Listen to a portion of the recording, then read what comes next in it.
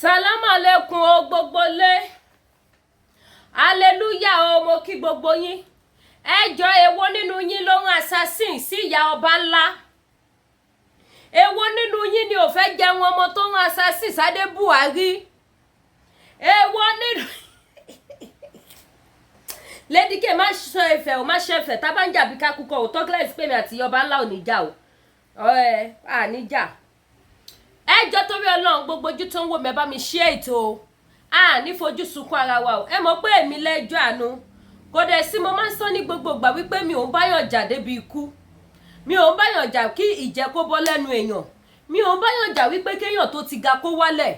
Mi ò ń báyàn jà wípé kó ní kó má ní mọ́. Ọlọ́run ò ní jẹ́, ìṣẹ̀dá mi ò ní jẹ́. Gbogbo ẹni tó bá wá rogú ẹ̀, rò mí, ro àwọn olólùfẹ́ mi kó máa jẹ́ titi wọn nílọ́pọ̀lọpọ̀. Ọ̀rọ̀ tá gbé wá yìí. Ìyá wa Elizabeth, àwọn ìyá tẹ̀ béèrè pé ìyá ẹ̀yin mélòó, ìyá ẹni Lady K tó. Ìyá mi ọba ńlá Elizabeth, Adebuhari stop ṣe bẹ́ẹ̀. Ìyá ló pariwo síta tán ni a máa bá wọn ṣí ẹ̀ o. Àwọn assassin tí ń gbẹ̀yà láago o. Èwo nínú yín ló gbéṣẹ́ fún Adebuhari? Kí ló dé tó gun Nàìjíríà wá ń jẹ Adebuhari báyìí? Ọlọ́run èmi ni mo gbàdúrà o. Wípé gbogbo àwọn tí wọ́n pariwo wọn Nàìjíríà. Ogun Nàìjíríà kò já wọn ṣùgbọ́n mi ò bẹ́ lọ kẹ́nikẹ́ni kú o. Ọlọ́run jọ̀ọ́ o, òun mo ṣe fẹ́ dá sọ̀rọ̀ tó wà lẹ̀ yìí o. Ọlọ́run jọ̀ọ́ o, má jẹ́ kí wọ́n rí ìyá Elizabeth ọba ńlá pa o, nítorí ìyá ti ṣe kíni? Ìyá ti ń gba kọ́, wọ́n ti ń pe ìyá, wọ́n ti sọ fún Elizabeth Adebuhari wípé wọ́n ti sọ owó ẹ̀mí ẹ̀ àwọn máa pa ẹ̀fẹ̀ tẹ́ra yín gbọ́.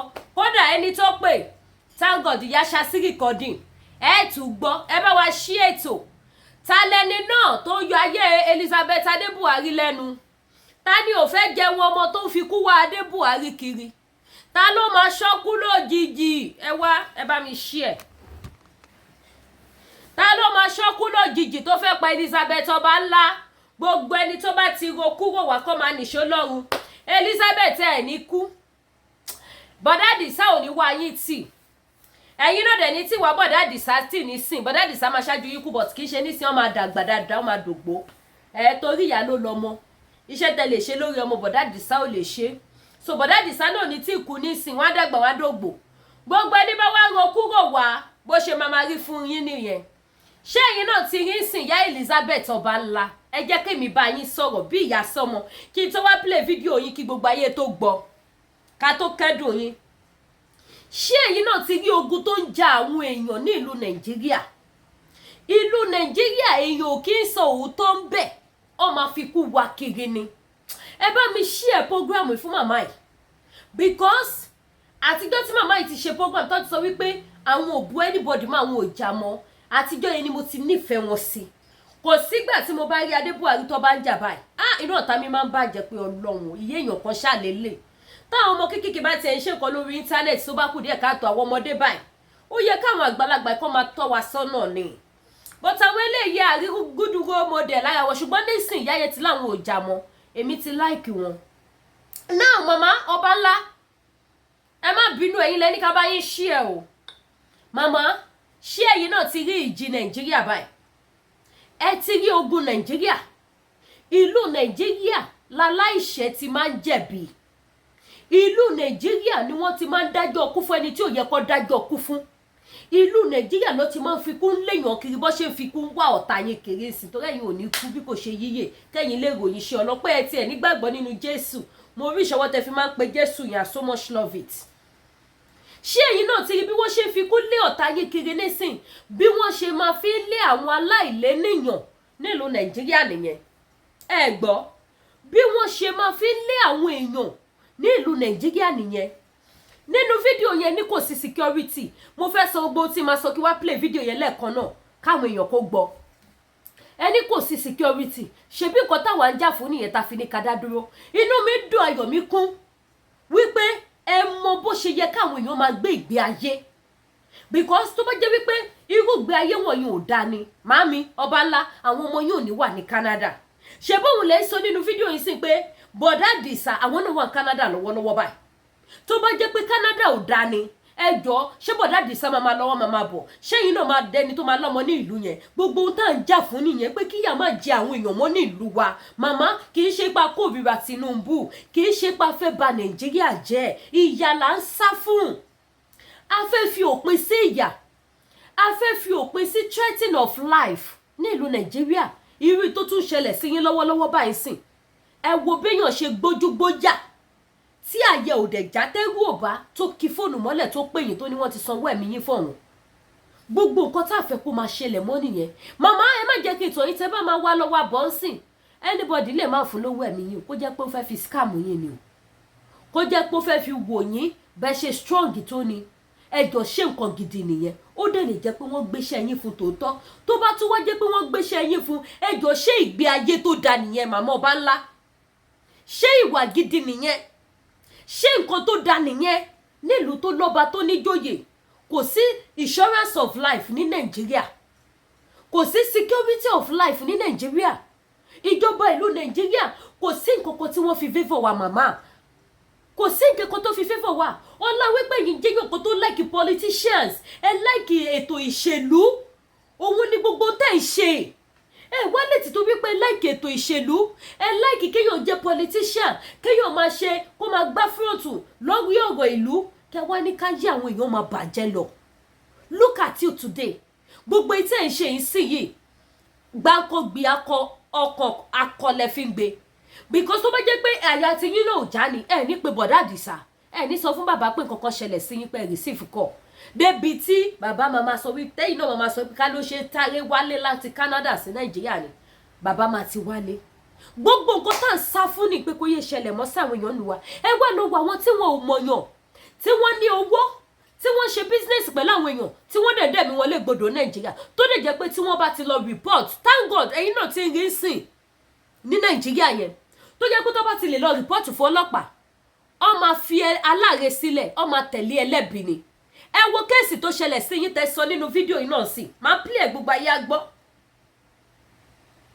kí lẹ bá bọ kóòtù tẹ́lẹ̀ gbé dọ̀kásì lọ ẹ jẹ̀bi bọ ni ẹ gbọ́ gbogbo nǹkan tẹ́ wá ń fèsì ẹ wá fi ṣírò wípé àwọn tí wọn ò mọ̀yàn tí wọn ò ṣe pẹ̀lú olóṣèlú tí Ọlọ́run gbà fún wọn tí wọ́n ní apá tí wọ́n fi ń ṣiṣẹ́ tí wọ́n rọ̀nù good business tí wọ́n dẹ̀ ní kàńtà pẹ̀lẹ́yàn tí ẹni yẹn dẹ̀ fi ọwọ́ lágbá wọn lójú tó ń pa wọ́n dànù tó máa fìyà jẹ wọ́n gbogbo nǹkan táwa fẹ́ stop nìyẹn tá a ṣe ní ká jọ panu pọ̀ màmá ọba ńlá ẹ ń ṣẹlẹ́ṣẹ̀ mi ò ń ṣoníjà yín gbogbo nǹkan tá a ṣe ní pé ká pawọ́ pọ̀ nìyẹn ká build new nation ká fi òpin sí ìwà ìbàjẹ́ ká fi òpin sí ìwà ìfọwọ́lágbánilójú ká fi òpin sí ìwà ìpànìyàn ká fi òpin sí gbogbo tó ń ṣẹlẹ̀ ká jọ jókòó ká jọ kọ new constitution tó máa favour gbogbo ènìyàn tí ò ní máa mú ìbẹ̀rù bojo dání bẹ́ẹ̀ ṣe wà tẹ́ bá sọ pé yóò bẹ̀rù bọ̀dá Àdìsá máa bẹ̀rù bí tó wà ó dá mi lójú pé tó bá jẹ́ wípé ẹ̀mẹ́ta ni bàbá yẹn ń pè yín èdè tẹ́lẹ̀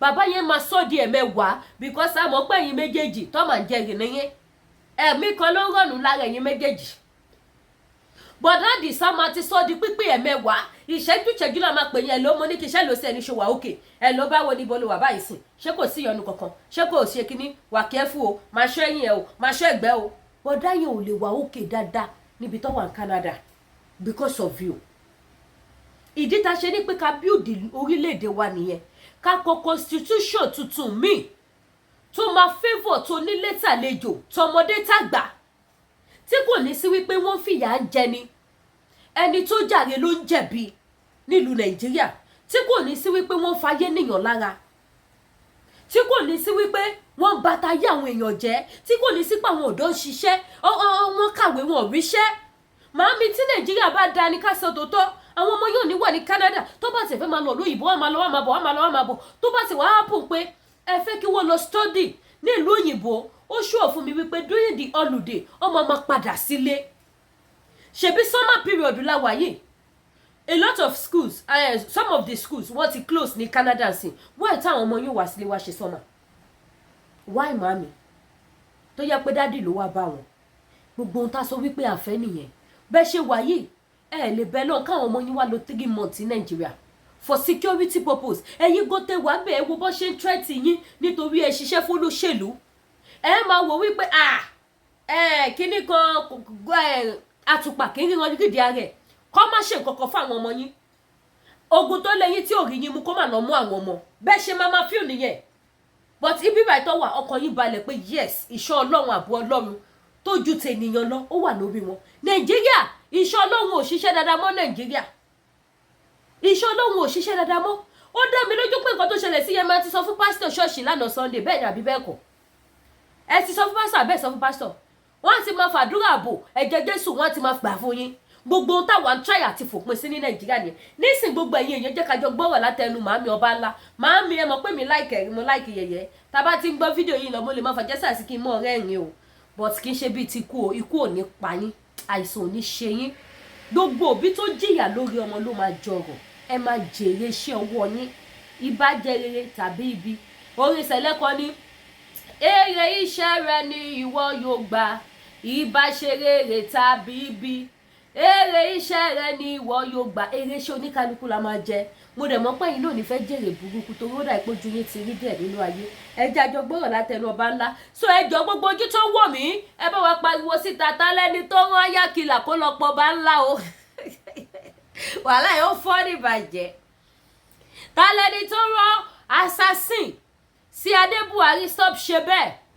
tálẹ́ni tó fẹ́ pa Adebuhari tálẹ́ni tí ò ní jẹun ọmọ tó fẹ́ pààyàn kí la gbé kí la jù ṣojú ìjà ẹnu iná lọ ni òun ló ṣe máa ń yà mí lẹ́nu tí máa gbọ́ pàwọ̀ kan wọ́n sanwó fún yàn kan lọ́ọ́ bá tèèyàn kan jẹ́ àbí wọ́n lọlé aláwo máa wò pé àṣẹ lórí papọ̀ jàjà ẹnu iná bá ìṣá èmi bí tí mo ti sọ tí mo ti fèsì kámẹ́rà tí mo ti jà ibẹ̀ ló tọ́ sí that is me mi ní wẹ́ mọ́ ẹ kiri mi ní wẹ́ bí ẹ kiri èmi ò tiẹ̀ rí tí ẹ rò mọ́ tí bá ti lè hàn fún kámẹ́rà tí mo ti tẹ end program báyìí wàhálà mo ti gbàgbé ọ̀rọ̀ ẹ̀ kí n tó rìn láti inú yàrá ìCCTV room mo ti mú nǹkan mi gbọ́ that is me àsìkò tí mo ṣe program yẹn mo lè máa ránjú kí n máa rán mú kí n máa bú yẹ kí n máa bú bàbá ẹ̀ wàhálà tí bá ṣe ń dìde mo ti gbàgbé ọ̀rọ̀ ayé ẹ nìyẹn next program mi ti máa ṣe òun ni ẹ máa wá formation ìyẹn tí bá fẹ́ ṣe program mo ti sọ mo ti kúrò ń bẹ̀ nìyẹn ẹlòmíràn àlédíkè ẹ ń ṣá ìgò òwe ni mo sọ pé kò sí èmi ò rí ti yín rò ẹ jẹ́ àgbọ̀tà Adebuhari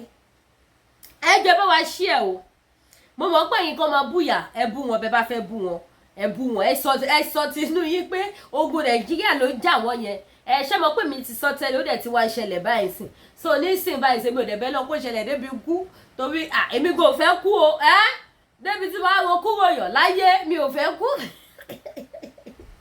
ẹ jà gbọ́. I'm begging you, let me share it. ọlọ́wọ́n bẹ́ẹ̀ ìkẹ́ bá wọn ṣí ẹ̀. ìmọ̀ta ò ní ṣẹlẹ̀ mi lórí mi ò pé mi ò lè kú náà. àmì èmi ò lè kú kan bí kò ṣe yíyẹ. lágbára Ọlọ́run. kí n lè máa ròyìn iṣẹ́ Olúwa. tí nǹkan bá ń ṣẹlẹ̀ if something is happening and you take it upon yourself you just keep quiet you did not come out to tell people what you are facing. You are the one that want to kill yourself. You are your problem. You are your own. So, says, Joe, ẹ bá mi gbọ́ wọlé o. Mama ẹ̀ ní kú lágbára Ọlọ́run. My name is Obanle Elizabeth.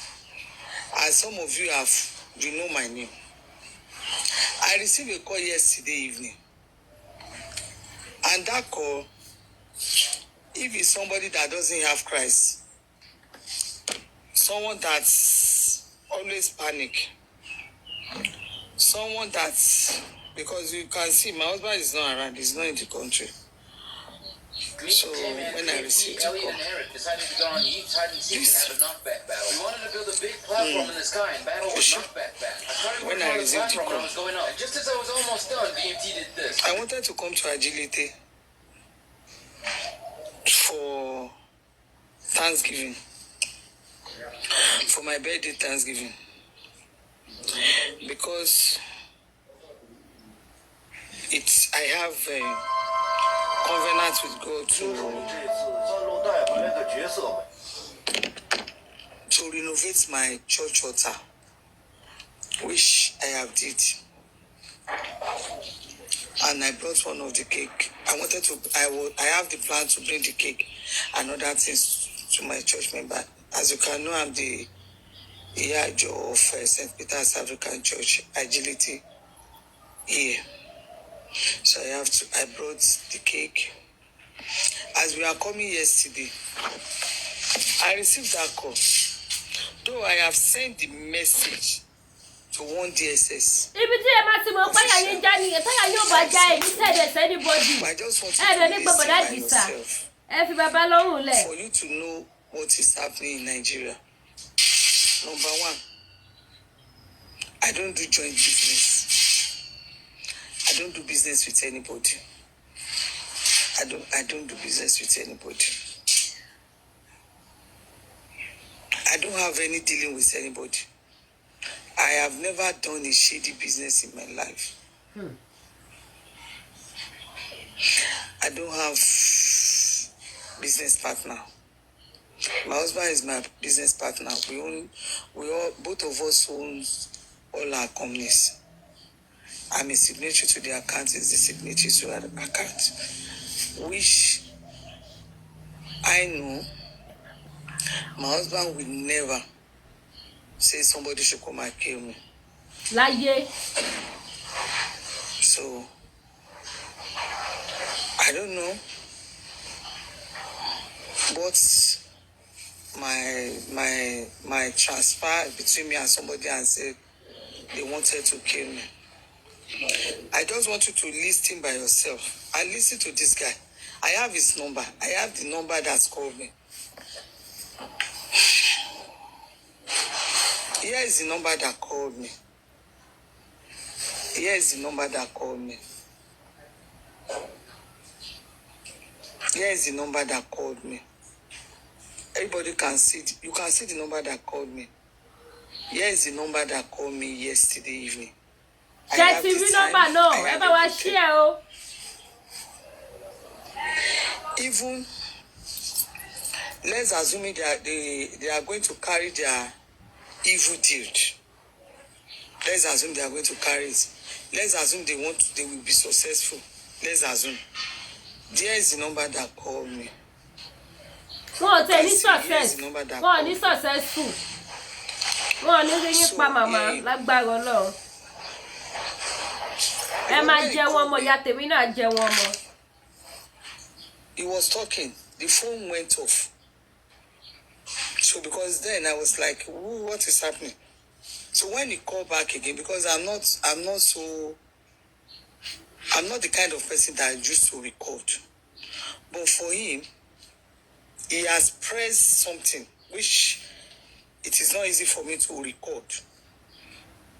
So when the phone went, he called back again. So I now use my phone to press recording through my WhatsApp. I sent it to my husband. I opened my WhatsApp and I was, as if I was talking to my husband. I pressed the recording. I have to send to my husband because it's the next person I have to send this urgent message to. I sent to my husband yesterday. Okay. Everything was yesterday evening. Since then, my husband could not be able to sleep. He has been calling. But I told him, even my husband's junior brother that drove me to Agility, Larry, he was shaking. He was so confused that he has to go and hit somebody. Because I told him, you have to take things easy. He was shaking. He couldn't drive again. I said, just take things easy. Mama if someone can call you and tell you this. Mama Bala ẹ mú tún bíbẹ̀ yẹn. Ṣẹ́yìn náà ti rí nǹkan tá à ń sọ. Ẹ wo àwọn tó wà sọ̀rọ̀ àdìsí gbogbo àwọn ẹbí yín sìn. Ṣẹ́rí báyà wọ́n ṣe ń já. Báyà tí yóò bá tiẹ̀ já. Bó ṣe ń ṣẹlẹ̀ sáwọn innocent people mí ní Nàìjíríà nìyẹn. Gbogbo ohun tá à ń avoid nìyẹn. Ẹ máa sọ̀rọ̀ yín lọ mọ́.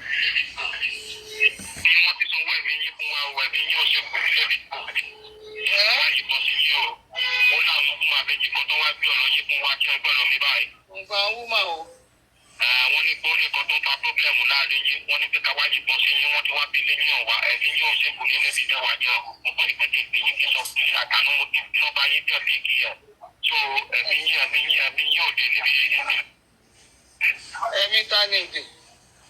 Ẹ má rò bí a pé eré mo wá bá yín ṣe lórí fóònù yẹn ní sọ̀la sọ̀tún la jẹ́ káwọ́ nǹkan tó máa ṣẹlẹ̀, ẹwà nílé ti tẹwà yẹn, ẹwọ́ nǹkan tó máa ṣẹlẹ̀. Kò ní sí nǹkan tó máa ṣẹlẹ̀ sẹ́mi lórúkọ Jésù, sẹ́mi lè jẹ́ ìgbàmọ̀ bóyá Jésù wá sọ̀kalẹ̀ wá para pa ọ̀gá Wọ́n sì dáńjọ́ lọ́wọ́ ní dọ́kọ̀ síta lọ para yín dànù, wọ́n máa para yín dànù, wá kú dànù ni.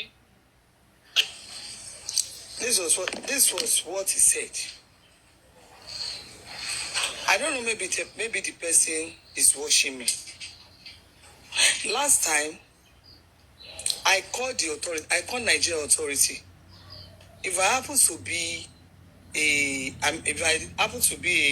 British citizen, or America, or Canada, or all other developed country, if there's a distress call like this, I think their authority don't need to say, maybe you need to come and write something down, or you need to invite them before they could come to your rescue. Number one, I don't have business with anybody in Nigeria. The only people I have business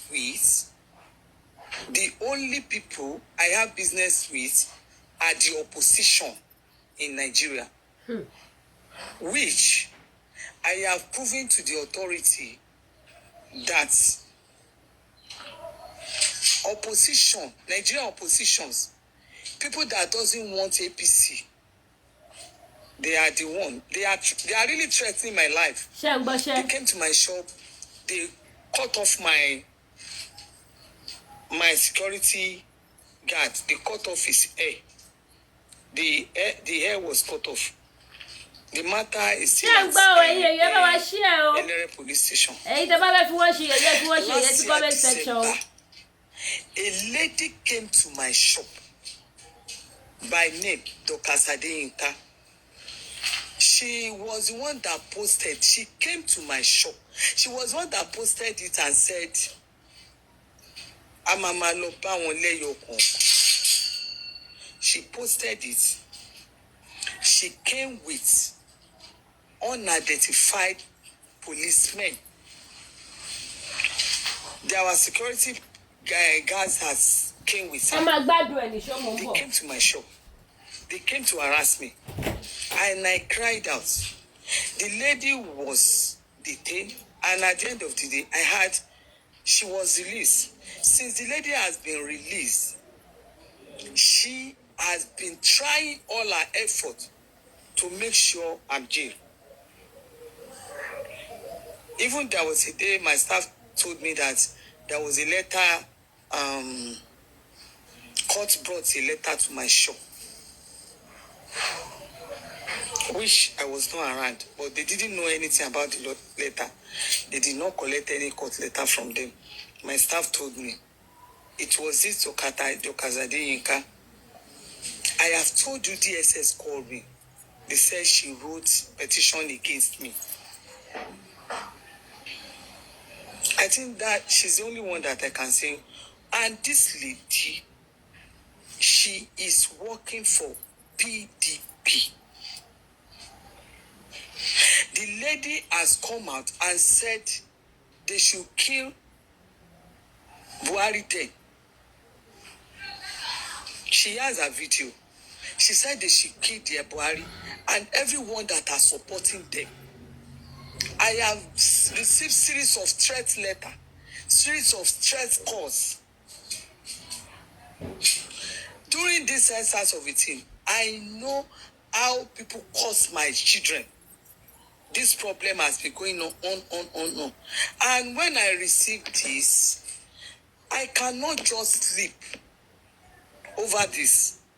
And just because that's the only person I can say I have problem with on social media, and Esabod, two of them. Every one of you can see how Esabod has gone to the length of tarnishing the image of myself and my husband on social media. This present government saw it. And I have came to social media to tell you, please, just let me have a rest of mind. I don't collect anything from APC. If anybody can prove it anywhere that this is what APC has given to Obale Elizabeth, please, the person should come out and come and tell me. I just don't want to die in silence. This was the number that called me. You don't want to die in silence. This was the number that called me. Please, People in authority, just help me out. Please. Please. I don't want to die a sudden death. Or even if I'm going to die, you will tell me you cannot trace anything or you don't know anything about it. For me, here is the number that called me. The number is 070 45 04 1394. 070 45 04 1394. If you can see, the guy called me 7:51 yesterday evening. The internet subscribers, this network subscribers should know. Please help us track this number and get their conversation. There are ways to get all these things. Please help me get the conversation. Even if you can't do it free, if I'm to pay, just let me know how much I'm going to pay to track these people down. Because I cannot just come and die. What I did not do. Mi ò gbó lọ́wọ́ ìjọba APC mi ò ṣe nǹkan kan. Ọlọ́run ní jẹ́ kí àwọn ará bíbá kí iṣẹ́ ibi yẹn kó ṣe mọ́ kó ṣẹlẹ̀ o. Tí nǹkan kan bá ṣe ọ̀tá mi, tí nǹkan kan bá ṣẹlẹ̀ sí mi, ẹ̀yin ọmọ ẹgbẹ́ APC, ìjọba APC tí mo dìbò fún, tí nǹkan bá ṣẹlẹ̀ sọ́tá mi, ẹni tó bá lóun fẹ́ wá kí fámìlì mi, tó bá jọkùnrin, ó máa ṣọ̀fọ̀ obìnrin, ó máa ṣọ̀fọ̀ ìyàwó, tẹ́ ẹ̀ bá ti dìde sọ̀rọ̀ wàhálà tó wà nílẹ̀. Tó bá jẹ́ obìnrin ni ẹ́, tó rí mi, tó ẹ rí gbogbo bí mo ṣe ń sanjú kiri lórí social media, tí ọkọ bá ṣẹlẹ̀ sọ́tá mi, tẹ́ bá wá kí ọkọ mi, ẹ máa ṣọ̀fọ̀ ọkọ, ẹ máa ṣọ̀fọ̀ ọmọ o. Ẹ jọ̀ọ́ nítorí Ọlọ́run, all I just need is my life. Mi ò báyọ̀ ṣe business o. Ṣé iṣẹ́ o, nǹkan tó ń ṣẹlẹ̀ sáwọn innocent people ní Nàìjíríà, ẹ jọ̀ọ́ ọmọ Yorùbá, Ọlọ́run ń jà fún wa. Ó ń gbàdúrà wa. Ẹ jẹ́ kó sọ̀rọ̀ wọn délẹ̀, we are going to talk. Kò ṣe é bò mọ́ mi lè bò mọ́. Mi ò gba appointment o. We have a lot to say about this issue on ground. Mi ò dé jẹun APC o. Mi ò gba nǹkan kan o. Kò ṣe pé bí a mo jèrè yín, mo ń dààmú. Láyé mi mo fi ń dààmú. Láti ọjọ́ tí mo ti campaign báyìí, kò sí ìrọ̀rùn. Àwọn tó jẹ́ ẹgbẹ́ opposition, wọ́n ń fún àwọn tó jẹ́ tó ń campaign, àwọn èèyàn wọn tó ń sọ̀rọ̀ fún lórí social media, gbogbo nǹkan náà fi ń fún wọn ní owó. Wọ́n dẹ̀ ń báàkì wọn pẹ̀lú lọ́ọ̀yà gidi, wọ́n á tún báàkì wọn pẹ̀lú adájọ́. Gbogbo nǹkan Nàìjíríà náà fi dúró. Wọ́n ń bá àwọn èèyàn fà. Èmi ò bẹ̀yìn pé kẹ́ ẹ jọ̀ọ́, mi ìbẹ̀rẹ̀ lọ́ọ̀yà mi bẹ̀bẹ̀ kínní o. Ẹ jọ̀ọ́, ẹ kàn bá mi chase ilé. Mo fi Ọlọ́run bẹ̀yìn. Èyí ò gbọ́dọ̀ máa sanwó ilé fún èèyàn, kó bá pé èèyàn ó ń rèé. Wọ́n ti sanwó ẹ̀mí yín fún wa, ẹ̀mí yín ò ṣe kò ní lébi. Ìbọn sí yìí o. Wọ́n ní ọdún fún àbẹ́jì kan tó wá gbé ọ̀rọ̀ yín fún wa kí ẹ gbọ́dọ̀ mi báyìí. Nǹkan àwọn wúmà o. Wọ́n ní bórí kan tó fa pọ́blẹ́mù láàrin yín, wọ́n ní pé ká wá yìnbọn sí yín, wọ́n ti wá bí lẹ́yìn ọ̀wá, ẹ̀mí yín ò ṣe kò ní lébi tẹ́wà jẹ́ ọ̀. Mo kàn ní pé kí n gbìyànjú kí sọ pé àtànú mo ti lọ́ba yín tẹ̀ lé kí ẹ̀. So ẹ̀mí yín ò dé níbi yín. Ẹ̀mí tá ní ìdè. Ẹ má rò bí a pé rọ́mù, ẹ má rò bí a pé mo wá bá yín ṣe lórí fóònù yẹn ní sọ̀tọ̀ la jẹ́ ká wo nǹkan tó máa ṣẹlẹ̀. Ẹ wà ní níbi tẹ́wà yẹn, ẹ wo nǹkan tó máa ṣẹlẹ̀. Kò ní sí nǹkan tó máa ṣẹlẹ̀ sẹ́mi lórúkọ Jésù sórí ìjọ. Ìmọ̀ bóyá Jésù á sọ̀kalẹ̀ wá para pa ọ́. Ṣé ti dáńjọ lọ́wọ́ ní dókòó sí ká lọ para yín dàbí wọ́n máa para yín? Ṣé ẹ ti gbọ́ ìwọ tó ń sọ̀rọ̀ yẹn bóyá o lè gbọ́? Ṣé o ti gbóhùn yẹn? Ohùn yẹn gangan nìyẹn. Mo fi Kristi bùrà mí nítorí kò nù lé mi. Máa kúrò lájílé tẹ́sí, mo ń padà lọ sáré. Àìgé ni máa sùn tí ò sí ohun tó máa ṣẹlẹ̀. Ilé mi láìgé ni máa sùn. Tomorrow I will be in my shop. Tomorrow I will be in my shop. I will be in my shop throughout. I'm not leaving my shop. I will resume exactly 10 o'clock. Just make sure 10 kọjá o tó kẹ́ tó máa wá o. I will resume exactly 10 o'clock. And because of you, ẹ̀yin tẹ́lẹ̀ gbowó kú yàrá yà yín, because of you, I will not close at the exact time I will leave my shop after 9. Hello. Alẹ́ ni mama kú. Òru ni mo fẹ́ fẹ́. Alẹ́ máa dẹ̀ wọlé mi. Èmi ò bẹ̀rù anybody yín o. Mi ò bẹ̀ ẹni kankan dáwọ́ pọ̀. Mi ì bá ẹ bá wa ṣe ètò yìí ọ̀rọ̀ pọ̀ tá a máa sọ bẹ́ẹ̀. Opinion titi yín èròǹgbà titi yín máa bá ń kọ́ sí comment section. Àwọn tá a jọ tán lè tí ó pa tí mo lè sọ lórí social media ní mi ì báyọ̀ ṣe business o. Mi ò bẹ̀ ọkàn mi ì bẹ̀yọ̀ ṣe business rí láyé mi. Mi ò báyọ̀ ṣe business pọ̀. Èmi nìkan àtọkọ mi lájọ ṣe business. Kò dẹ̀ sí nǹkan tí mo ṣe tó ṣẹ̀yìn ọkọ mi. Kò sí nǹkan tí mo ṣe tó ṣẹ̀yìn ọkọ mi. I don't do anything. I don't do any shady business. Tí ìjọba bá check mi dáadáa, my company's name is Alizi Cargo. Mo dẹ̀ fi orúkọ mi Ọbanle Elizabeth mo fi ń ṣe business mi dáadáa. Other companies tí mo ní orúkọ èmi àtọkọ mi ló wà ń bẹ̀. My first store belongs to myself, my husband, and my children. Orúkọ ọmọ aláṣàjọ síbẹ̀. So mi béèyàn ṣe business rẹ̀. Mi ò dẹ̀ jẹ gbèsè àyà àsán rí. Mi ìwà mẹ́rin tí mo bá ṣe business. Mo tán ní nǹkan kan pa wá pọ̀ kò sí nǹkan tó pè mí àti anybody pọ̀. Mi ò dẹ̀ gbowó lórí APC lọ́wọ́ anybody on behalf of anybody lórí social media. So nǹkan tẹ̀mí ń béèrè ni pé Nigeria authority, Nigerian police, DSS, intelligence officers, intelligence units in Nigeria, I'm begging you, as a citizen of this country, Okay now. Nigerian government, mo bẹ̀bẹ̀ ni, even kí n má bá yín campaign, gbọ́dọ̀ rírú mi kókó gbọ́dọ̀ ṣe mí. Mo receive orúkọ rẹ̀ látànà. Tó bá yẹ pé flight ṣe wọ̀, kéèyàn gbé flight láti Canada, wá máa bọ̀ sí ni. My husband will be in Nigeria today. He has tried his best. Because it's like, because òun wá kò sí nǹkan, èmi bẹ́ẹ̀ mi ṣe wá Ọbanle Elizabeth, ikú ayé kan ò lè pa mí. Àmín. Ikú ayé kan ò lè pa mí. Mo bá yín ṣàmì màmá. Mo kàn fẹ́ because torí ó ń ṣẹlẹ̀ sáwọn ọmọ Nàìjíríà sí mi. Tó jẹ́ pé àwọn kan máa wà bí kan máa stress wọn. You might be trying to, maybe you want to get money. Maybe you think you are this kind of person that will scare and say, maybe how much you fún yín, kò ní dá fún yín alájà yín. I am not that kind of person.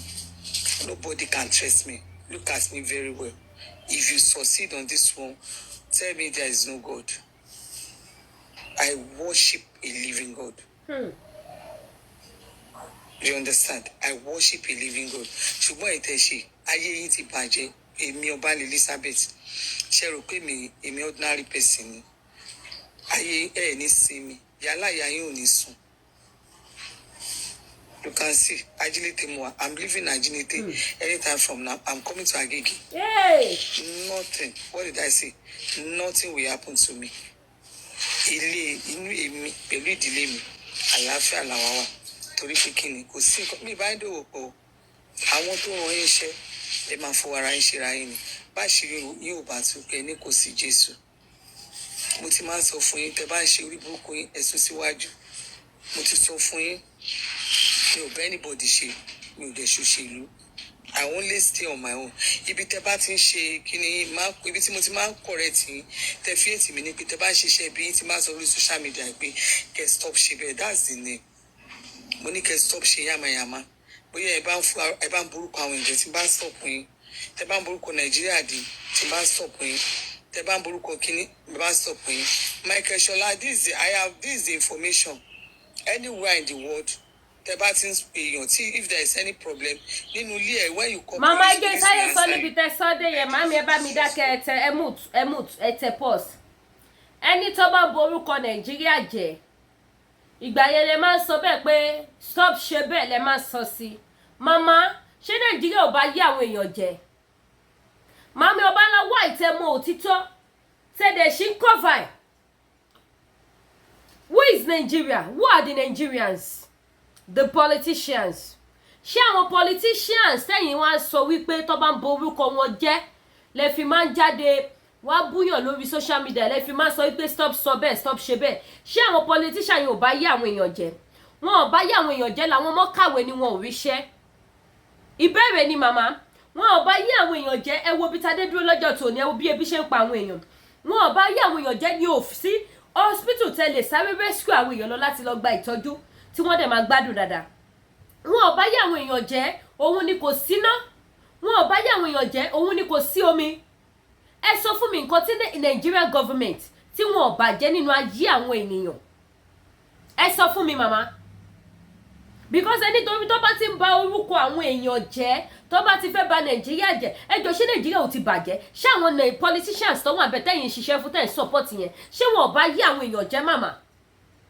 Bible ní wọ́n yóò mọ òtítọ́. You are a good Christian, I can see it in you. Ká gbàgbé pé tabakọ̀ ṣe fàmí ìfẹ́ fraka to fraka, ẹ gbàgbé yẹn. You are a good Christian. You are a good Christian. Bible dẹ̀ ní pé wọ́n yóò mọ òtítọ́, òtítọ́ yóò sọ ẹ́ dòmìnira. Why tẹ́ mọ òtítọ́ tẹ̀dẹ̀ cover irọ́? Why tẹ́ sọ òtítọ́ sínú òkùnkùn tẹ́ gbé irọ́ sí ìmọ́lẹ̀? Why mama? Ẹ mọ̀ nǹkan tí àwọn people ti ṣe fún àwọn èèyàn ní Nàìjíríà. Tí Nàìjíríà bá rí bí ìlú òyìnbó ni, tí Nàìjíríà bá dání, kò sẹ́nibọ́dì tó máa sọ̀rọ̀ sí government. Kò sẹ́nibọ́dì tó máa ṣépè, kò sẹ́ni tó máa búyàn. Ara ìdáná ló kàn yín báyìí sí tó ń threaten life yín. Àtayébáyé ló ti máa ń ṣe politics to politics, opponent to opponent. Ṣé Nàìjíríà nìkan ló ti ń dìbò ni? Ṣé Nàìjíríà nìkan? Why tó wáyé pé Nàìjíríà ló ti ń sanwó ẹ̀mí yín, owó ẹ̀mí ọ̀tá yín fáwọn èèyàn kan lọ pa yín? Why tó jẹ́ pé Nàìjíríà ni wọ́n ti ń ṣoríṣiríṣi? A lot of people are dying there. People are dying in silence. Capacity tẹ́ni, energy tẹ́ni, connection tẹ́ni. Why tẹ́ ẹ jẹ́ ká jọ use it láti build another nation? Ká jọ fi build the future tó dáa fún àwọn ọmọ. Ká jọ fi build ìrọ̀rùn, ìgbáyé àlàáfíà fún gbogbo ènìyàn. Káwọn ọmọ tí yín gan tó wà nídàálẹ̀, kínú wọn dùn, kán fi ìdùnnú àti ayọ̀ kí wọ́n wá sílé, kẹ́ feel free láti ṣeré lọ síbi tó bá wù yín, kẹ́ gbìn bó bá ṣe wù yín, káwọn ọmọ yan fada pé yes, this is our father's land. Ilé bàbá ọmọ kì í bọmọ lẹ́rù. Kò lè ṣẹlẹ̀ bẹ́ẹ̀. Ẹ lo energy yín láti fi support mission yìí, kì í ṣe parí ti bàbá Tinubu. Èyí tẹ́ ṣe nígbà yẹn Buhari, kí ni gain ẹ̀? Nothing. Ẹ tún ra wọlé nígbà tí Tinubu sí ẹ̀mí yín ló ń wá kiri. Ṣùgbọ́n mi gbà ládùúrà lórúkọ Kristi tẹ́ nígbàgbọ́ náà pé Ọlọ́run ò ní fẹ̀mí yín lé wọn lọ́wọ́. But ẹ stop àti máa tan àwọn èèyàn. Nínú fídíò náà sì mo rí tẹ́ sọ wípé ẹ bá wọn bẹ́ẹ̀ anybody jà, ẹ bá wọn ní connection pẹ̀lú anybody lẹ́yìn pé campaign this and that. It has shows that somebody can see you as a real model tó dá nísìn mi gbóyìnbó, real model tó dá, but ẹ proof ẹ̀ délẹ̀délẹ̀. Ẹ wo mẹ́wàá láká, ohun tó fi yàtọ̀ sí yín nìyẹn. Nígbà tó rí pé tí is turn upside down, ó bọ́ síta ó sọ̀rọ̀. Ẹ wo sísá yín ká TNT, ìyẹn náà bọ́ síta ó sọ̀rọ̀, kò sọ wípé òun kàbí, but you keep on covering irọ́. Ẹ ṣì ń bo irọ́, ẹ ṣì ń protect irọ́ yẹn. Kí ló dé? Ẹni ẹ gbowó lọ́wọ́ wọn, ṣùgbọ́n ní tíyọ̀ bá jẹ dòdò ní òní lè sọ dòdò. Ẹ gbowó lóṣèlú, ẹ jówó lóṣèlú, kí ló dé tẹ́ lè sọ tòótọ́? Ẹ wo ọmọ yìí tó kúrò lẹ́yìn yín bàbá Ládò. Ẹ bá mi share program with Adebuhari. Ọ̀rọ̀ ìṣítìlẹ́lẹ̀ gbogbo náà kan la máa fi bára wa jà. Ẹ wo bàbá Ládò, ẹ wo ọmọ yẹn nígbà náà lọ́hùn. Ẹ wo nǹkan tó ọmọ yẹn sọ tó fi kúrò nínú aṣíwájú blogger.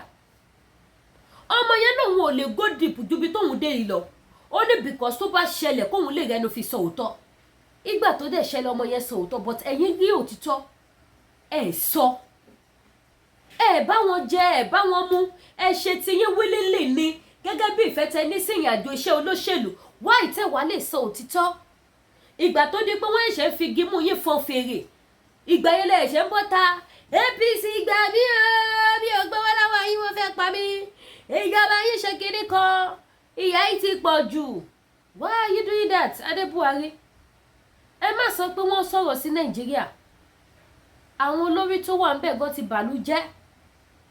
Wọ́n ti hùwà ìdá. Ẹ wo yín báyìí sìn. Ẹ kó gbogbo fámílì yín sínú ìyọnu. Ogun Nàìjíríà. Ẹ̀yin bàbá tẹ́ ń wò mẹ́ bá mi ṣe ètò dà pé ní ìsinmi ò wá tẹ̀ ní ṣépè fáwọn èèyàn mọ́. Because èèyàn kan pè mí lẹ́nìí. Bàbá yẹn kí mi. Wọ́n kí mi, mo ṣáà kí wọn. Gbà tó máa sọ wọ́n ní Lady kí ẹjọ́. Ẹ má dẹ̀ sọ̀rọ̀ pé nǹkan kan máa ṣẹlẹ̀ mọ́. Mo ní kí ló ṣẹlẹ̀ sà? A ní ṣẹ̀wọ̀ pé ní dọ́là máa di 1,000 ó di 1,000. Ẹ ló máa di 1,500 ó di. Ó máa wọ 2,000 ó wọ̀. Ẹ ní sẹ́ẹ̀ tún ti sọ̀rọ̀ pé ó máa wọ 3,000, which I said it.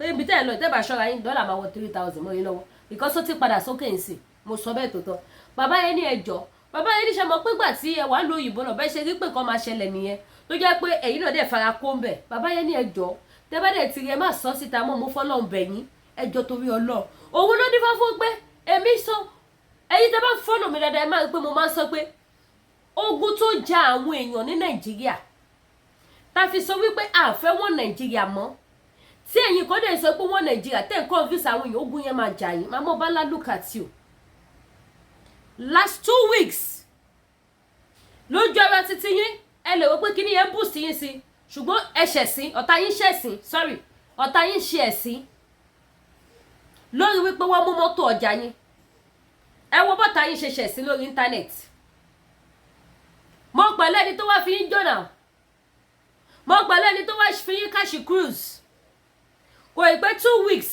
ó tún ti ń threaten life yín kí lẹ tún ṣe mọ̀ tó máa ṣẹlẹ̀ sí yín ṣé ẹ tún mọ bí tó gun Nàìjíríà yẹn tún ṣe máa gbàjà yín ó dà pé nísìn mi ní máa bá wọn ṣépè mọ́ sí bọ̀tún máa sọ fáwọn Ọlọ́run wípé sẹ́yà tó bá tọ́ fún gbogbo àwọn tó ń pariwo wọ́n Nàìjíríà kọ́ lọ́ máa bá wa fún wọn ṣé ogun Nàìjíríà yóò máa jọba ńlá báyìí sìn láàrin 2 to 3 hours ọ̀tá yín ṣe ẹlẹ́yà lórí pé wọ́n mú ọjà yín lórí social media but mo like yẹn wégele kò kàn mí gẹ́gẹ́ bẹ́ẹ̀ sọ pé ẹ̀jà mọ́ ẹ tún wọ́n sí threatening of life ta ni wèrè náà tó fi kú wáyé kiri kí lẹ́jọ́ dapọ̀ bó ṣe ń ṣe Nàìjíríà nìyẹn when you do business with them wọ́n wá bó ṣe máa pẹ́ ó ṣe business pẹ̀lú wọn wọ́n wá bó ṣe máa pẹ́ ó sọ̀rọ̀ sórí ààrẹ wọ́n wá bó ṣe máa pẹ́ ẹni tó jẹ̀bi á máa lé ẹni tó jàre láti pa ṣé ogun Nàìjíríà yóò jọba ńlá báyìí mama ogun yẹn bá yín pò gidi ẹ lọ túbá Ọlọ́run ò sì ní fi ẹ̀mí yín lé wọn lọ́wọ́ ayọ̀ ìdílé lẹ jẹ́ ẹ̀ nídìí ìbànújẹ́ ìjọba ńlá mi ò gbé yín mọ́ra èmi ò náìsí o mi ò fẹ́ mọ̀ yín rí o but èmi ò báyọ̀ jàjà àjàkú akátá inú tèmi play tí bá ti sọ títán nìyẹn tí má dẹ̀ ti rẹ́ni tí mo bá bájà tó bá ti ṣe dáadáa I will support that kind of person àtijọ́ tẹ̀ ti lẹ́ẹ̀jà mọ́ lèmi náà ti ṣe kí ni mo ti hand up lórí ọ̀rọ̀ yín sẹ́ǹtì mẹ́wàá kóká ìjọ tí mẹ́wàá láká ti sọ wípé òun ò ní búgbò wọn mọ́ ẹ lọ́wọ́ gbogbo program tí mo ṣe lẹ́yìn yẹn mi ò ever bú mọ́ ìjọ tó ti bọ́ tapò òun ò ní sọ sọ́rọ̀ gbòòrò mọ́ lèmi náà ti ṣe kí ni mo ti hands up lórí ọ̀rọ̀ ẹ̀ ni mi ti bú mọ́ that is me n bá pàdé mẹ́wàá láká lọ́la máa kí n bá pàdé bọ̀dá àdìsá ní Canada yìí Canada tíátíá wàláì máa so mọ́ wọn máa pariwo bàbá mi o mo ti rí bàbá mi o máa so mọ́ wọn máa yọ̀ mọ́ wọn n bá mọ àwọn ọmọ yín bá pàdé wọn wàláì máa kí wọn pẹ̀lú ayé àti ìdùnnú kódà máa tún gbé sí kinní pé mo rá àwọn ọmọ màmá mi stop ṣe bẹ́ẹ̀ that is me èmi ò nínú pé kéèyàn jẹjẹjẹjẹjẹjẹjẹjẹ pé dìgbà tó ní tòun bá kú but ẹ lọ wo àwọn tó wà Nàìjíríà yẹn ẹ̀mí burúkú yẹn ló ń gbénu wọn ẹ̀mí bó bá lè pa ò pa bó bá lè sínwín kó sínwín bó bá lè wọ kọ́mà kó wọ kọ́mà ohun lẹ̀mí wọn Nàìjíríà yẹn ẹ̀mí burúkú àwọn wo ló dé gbé ẹ̀mí yẹn wọlé sílùú Nàìjíríà àwọn olóṣèlú ni àwọn wọn Nàìjíríà yìí ni ẹ̀mí táyọ̀ ẹ̀ bá lè bàjẹ́ kó bàjẹ́ ẹ̀mí tó solí ọ̀làdà oro ohun lẹ̀mí burúkú tó gbéná àwọn olóṣèlú yẹn òun ló fi joyò jálé onílé fi bọ́ títí wọn gbogbo ohun táwọn fight fún nìyẹn pé no gbogbo ẹ máa dópin àlàáfíà máa dé ìrọ̀rùn máa dé fáwọn èèyàn wa àwọn èèyàn wa gbègbè ayé àlàáfíà so kí ṣe pé anybody hate anybody Nàìjíríà Ọlọ́run ò ní jẹ́ kó gun Nàìjíríà já yín mọ́ bẹ́ẹ̀ ni because kò sí ohun tí mo fẹ́ gbà lọ́wọ́ anybody yín ju ká fi ayọ̀ àti ìdùnnú ká fi ríra wa ní ilé ayé yìí kì í ṣe ọ̀run o láyé yìí ká so mọ́ra wa pẹ̀lú ayọ̀ àti ìdùnnú ká dẹ̀ tún jọba Kristi jọba that is all I want èèyàn tó bá súnmọ́ mi dáadáa wọ́n á mọ orí èèyàn tèmi jẹ́ Ọlọ́run ò ní fẹ̀mí yín lé wọn lọ́wọ́ ẹ̀ ní kú but kí titi yín kó máa jẹ́ ẹ̀kọ́ fún gbogbo àwọn tó bá tún kù kéle náà kó tún wá jẹ́ ẹ̀kọ́ fún ẹ̀yin náà wípé èèyàn kì í gbè lẹ́yìn ìkà èèyàn kì í gbè lẹ́yìn ìbàjẹ́ ẹ gbádùn mi ìyá èèyàn ń gbè lẹ́yìn ìkà èèyàn ń gbè lẹ́yìn ìbàjẹ́ ìjọba Nàìjíríà ìkà ni wọ́n abániláyé jẹ́ ni wọ́n ìjọba Nàìjíríà ẹ̀mí ẹran ti wọ inú ayé wọn ẹ̀mí Fúlàní ẹ̀mí ẹran tí ń báyọ̀ láyé jẹ́ bí ẹran ṣe ń ba oko jẹ́ ẹ̀mí yẹn ti wà nínú àwọn olóṣèlú Nàìjíríà ẹ̀mí yẹn làwọn wá fẹ́ lé jáde ńsìn kò dẹ̀ sí bá ṣe lè ṣe ju wípé kí Yorùbá dá dúró lọ